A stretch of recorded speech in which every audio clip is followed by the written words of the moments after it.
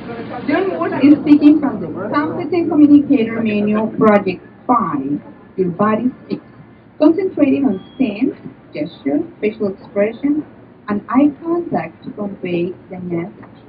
Tonight, John hopes to invoke the assistance of the world's greatest detective, Sherlock Holmes, to in conveying a very contemporary mystery.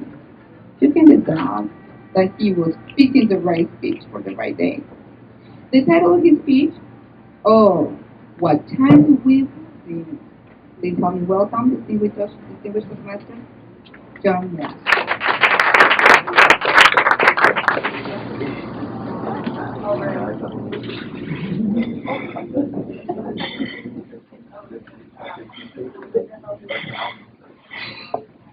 Paul Levin, do you have them? I do. Well, you'll never find them. I'll never find them. How about Lane? Lane, do you have them? Not me. Not you. Mary Ann Geesey, you have them? Definitely not. Definitely not. Eddie Adams, how about you? Do you have them? I don't have them. Where did they go? Madam Toastmaster. Hello, Toastmasters, guests, Sherlock Holmes, wherever you are. I'm looking for the good old days. I must have misplaced them somewhere. I can't find them anywhere. Let's take a look. Let's take a look down history lane.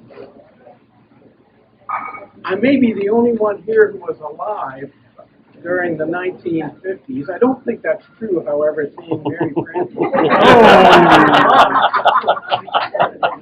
Maybe the good old days in America, when America was really great, was the 1950s. Yeah, that could be. They could be the good old days. In the 1950s, we saw a senator from Wisconsin by the name of Joe McCarthy exposing hundreds of American citizens because he accused them of being communist sympathizers. He even included our greatest World War II general, George C. Marshall, who was also Secretary of State, who was also Secretary of Defense, in that group of people who were commie sympathizers. When McCarthy was in his heyday, freedom of speech took a sabbatical. It didn't matter. It didn't matter to him until, of course, he was censured and then kicked out of the United States Senate. Doesn't sound like the good old days, does it? The 1950s also saw black boys and girls needing a marshal's escort for them to go to school. Youngsters and college students were escorted to college throughout cities of the South in order to ward off segregationists who so strongly opposed the desegregation of the school system. Throughout the country, students re-practiced air raid drills in public schools. You remember that? Absolutely.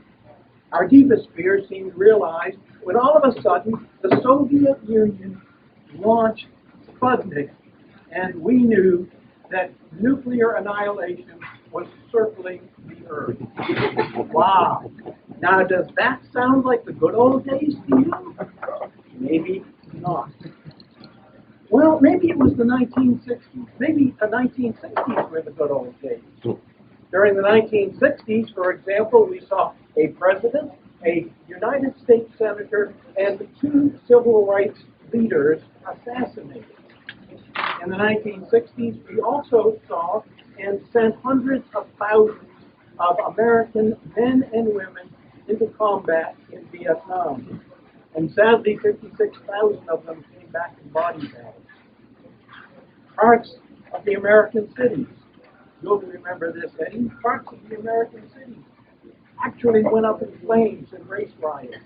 Guess what? Tampa was one of them. Doesn't sound like the good old days in the 60s, does it? What about the 1970s? Wow, the 1970s, things really roared in the 1970s. First of all, we found out that a vice president, for the first time ever, was convicted of tax evasion and political espionage and sent off to the Hoostack. That was Spiro Agnew.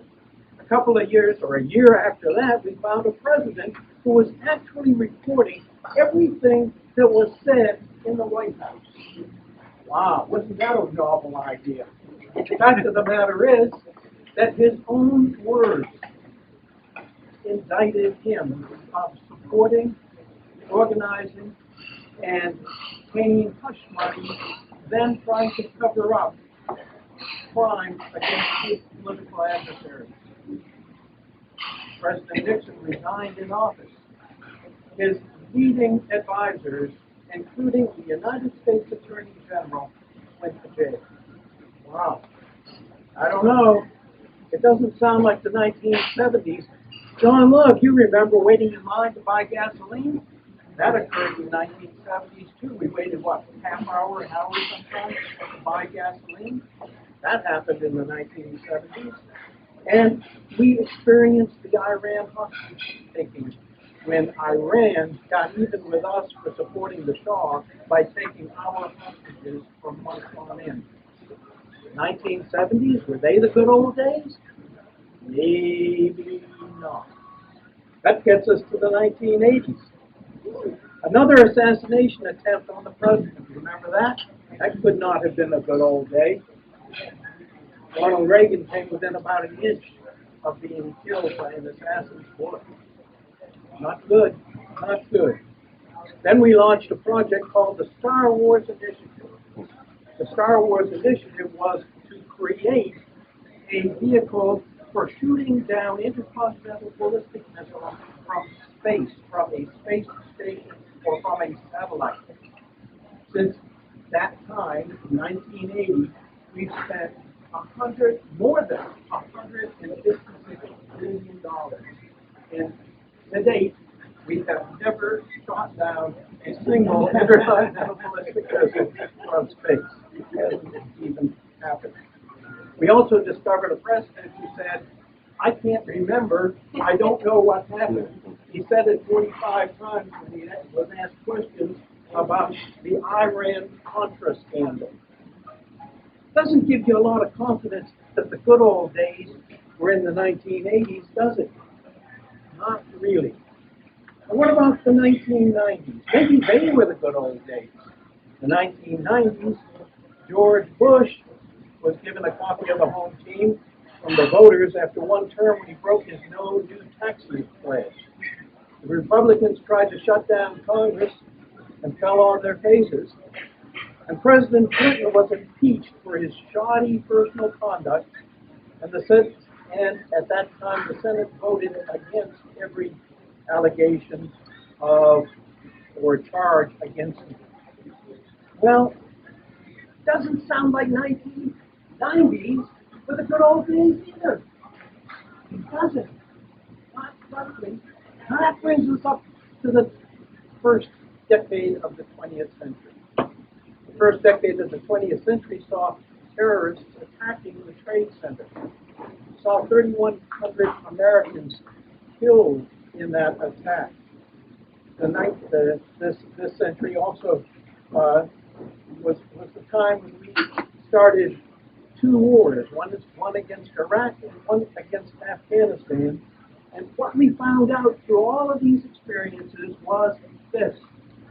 The Kurds hate the Shiites, and the Shiites hate the Sunnis.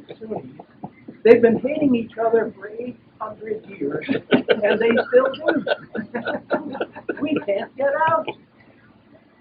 Again, the good old days? I'm not so sure that they were the good old days. In fact, at the end of the last decade, we experienced the worst financial crisis since 1929, causing job losses at a rate of 600,000 every single month. Good old days, right? There you have it. The 50s, the 60s, the 70s, the 80s, the 90s, and the first decade of the 21st century. You gotta wonder, where have the good old days gone?